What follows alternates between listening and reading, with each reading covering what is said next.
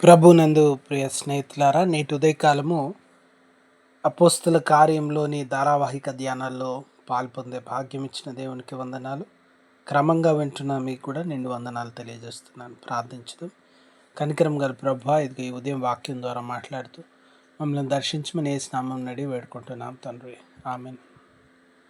ప్రియ స్నేహితులారా, నేటి ఉదయకాలము అపోస్తల కార్యములు 10వ అధ్యాయంలో కొర్నేలి గారి ఇంటికి వెళ్ళడానికి మునుపు దేవుడు పేతురు గారికి ఇచ్చినటువంటి దర్శనమును మనము ఇక్కడ చూస్తూ ఉన్నాం.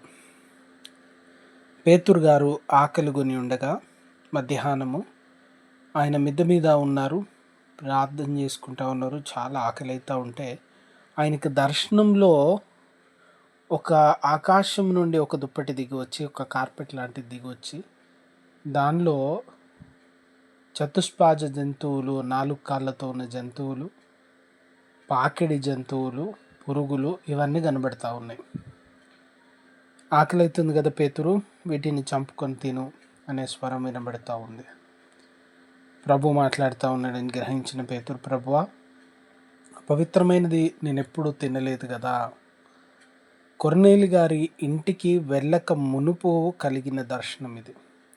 కొర్నేలి ఇంటికి వెళ్ళడానికి పేతుర్ని సంసిద్ధం చేస్తూ ఉన్నాడు. యేసు ప్రభుల వారు భూమి మీద ఉండగా ఉపమాన రీతిగా ప్రజలతో మాట్లాడినారు. వారు గ్రహించడానికి ఉపమానాల్ని ఇంగ్లీష్లో పారబుల్ అన్నారు.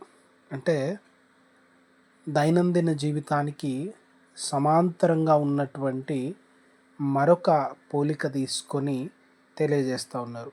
దేవుని రాజ్యం, పరలోక రాజ్యానికి దాని గుణ లక్షణాలను వివరించడానికి సమాంతరంగా భూమి మీద మనుషులు గ్రహించగలిగేటువంటి ఒక తేలికైనటువంటి పోలికతో పరలోక రాజ్యపు గుణ లక్షణాన్ని తెలియజేసినారు. ఇప్పుడు పేతురు గారికి కొర్నేలి యూదుడు కాదు, యూదేతరుడు. ఇదే అధ్యాయంలో పేతురు గారు చెప్తారు, మేము యూదులు కాని వారినితో సహవాసం చేయము, మేము ముట్టుకోము, వారి ఇంటికి వెళ్ళము, వారి ఆహారం తినము, వారితో మేము కలవము.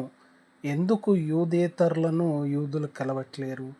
యూదులు మోషే ధర్మశాస్త్ర ప్రకారం ప్రత్యేకపరిచిన వారు.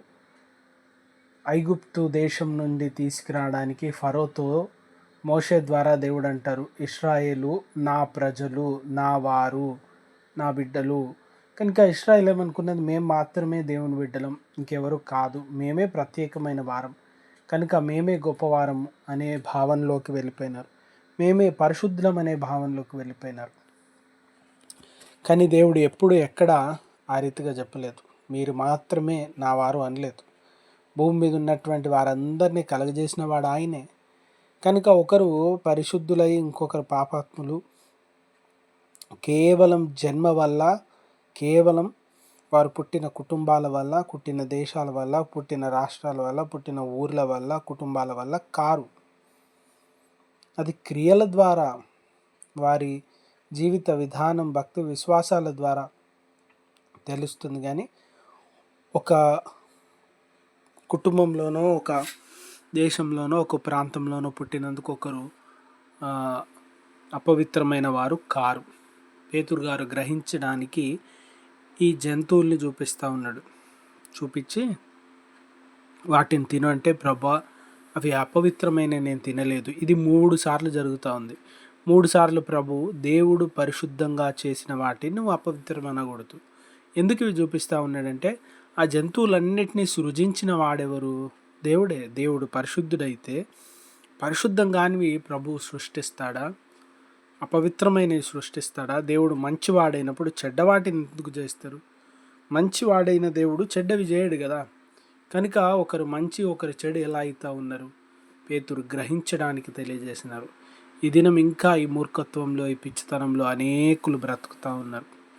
పెళ్ళిళ్ళు చేసుకునేటప్పుడు, ఉద్యోగాలప్పుడు, స్నేహాల కొరకు ఈ రీతిగా కులాలు చూస్తూ, ప్రాంతాలు చూస్తూ, రకరకాల విషయాలను పట్టించుకుంటూ, దేవుడు ప్రతి ఒక్కరిని ప్రేమిస్తారని, దేవుడు ఇటువంటి వివక్షను కలగజేయలేదని గ్రహించక చాలా చెడ్డ మనస్తత్వంతో జీవిస్తున్న వారు అనేకులు.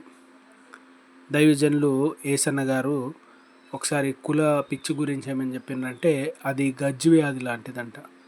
గజ్జి ఉన్నటువంటి వాళ్ళు బస్ స్టాండ్లో ఉన్నామా, రైల్వే స్టేషన్లో ఉన్నామా చూసుకోరు. దురద రాగానే ఎక్కడున్నారని మర్చిపోయి గోక్కుంటారు. అదే రీతిగా కులం అనే పిచ్చున్న వాళ్ళు అట్లనే ఉంటారంట. అటువంటి పోలిక ఆయన చెప్పినాడు. కనుక క్రైస్తవ విశ్వాసంలో ఈ మూర్ఖత్వానికి స్థానం లేదు. ఒకరిని తక్కువ చిన్న చూపు చూడడం, ఒకరిని ఎక్కువ చూడడం అనే దానికి ఆస్కారం లేదు. ప్రభు అందరినీ సమానంగా ప్రేమించినాడు. అందుకే అందరికీ సువార్త చెప్పాలి, అందరూ రక్షింపబడాలి, అందరూ దేవుని బిడ్డలుగా ఎదగాలి. దేవుని కృప మనకు తోడైండును గాక. God bless you all.